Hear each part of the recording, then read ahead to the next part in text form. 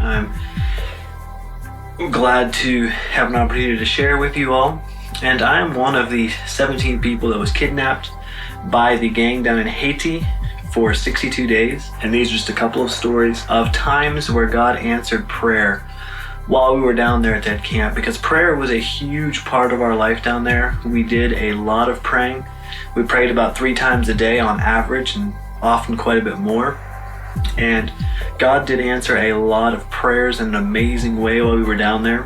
One night we were sleeping, and our sleeping conditions were rather unique at that time. There were 2 rooms and 17 people that had to fit in those 2 rooms.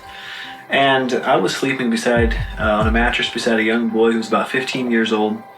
And during the middle of the night I was sleeping, and his mom woke me up, and she told me that her son was just burning up with fever. And so I woke up, and even just from where I was laying, I could just feel the heat just emanating from his body.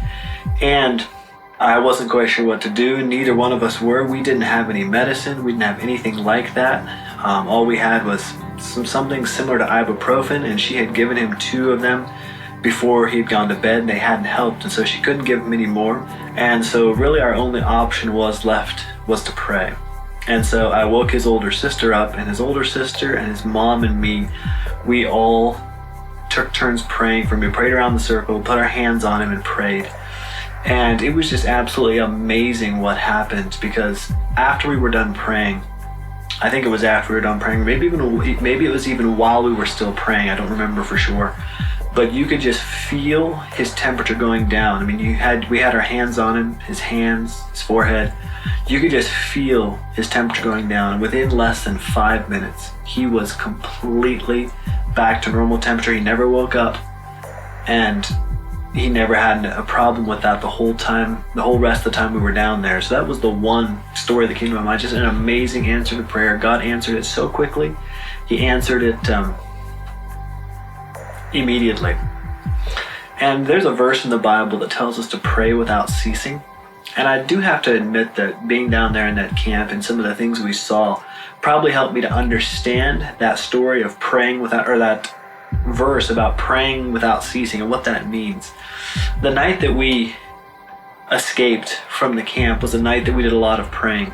The day before, we did a lot of praying, asking God to help us know what His will was.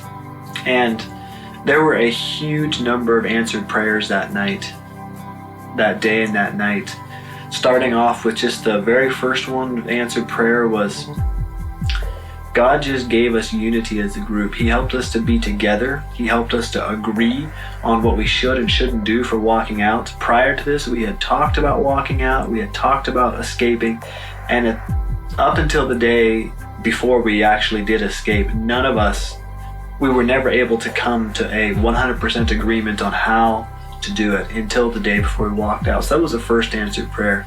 Everybody was at peace about it. And then that night, the door that we went out of, that we escaped out of, was barred by a 6x6 fence post that was leaning against the top of the door, and then a big chunk of concrete was leaning against the bottom of the door. And in the middle of the night, about 2:30, 2:45, something like that. Actually, it was 2 o'clock. 2 o'clock in the morning, we pushed that chunk of concrete away from the door. And then we had a plan to lift that post up and get out of the door that way. But right after we had pushed that rock out of the way, someone made a noise inside the house that caused the chief of the guards that were watching over us to come walking around to that door we were planning to escape. And that rock was pushed away from the door, was about 3 feet away from the door. And any time prior to this we had tried to open that door, those guards would immediately shut it. And this guard stood and looked at that door for about a minute, 2 minutes, and then turned and walked away without doing anything to put that cement back up against the bottom of the door. And it was an amazing answer to prayer, because we prayed and asked that God would work out all the details for our escape. And that was just one detail He worked out. And we got out and we headed off across the fields, through the forests, and on our way towards a landmark that we could see in the distance on a mountain that a couple of the people in our group recognized and knew roughly where it was in relation to where the mission was. And that whole night during our escape, which it was we left at about 2:45 and we got back to the mission about 8:30 in the morning. So it was about a 5-hour ordeal, 5.5 hour ordeal.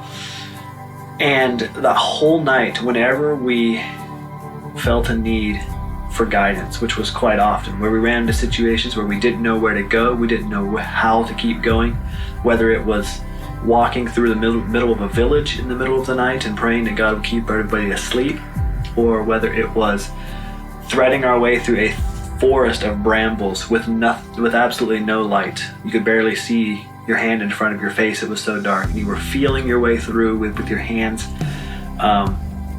Just all the times we prayed, and then at the very end, with just meeting somebody who was willing to let us have a phone and willing to let us use that phone to call the mission director back at the base, and hearing him say he's on his way to pick us up.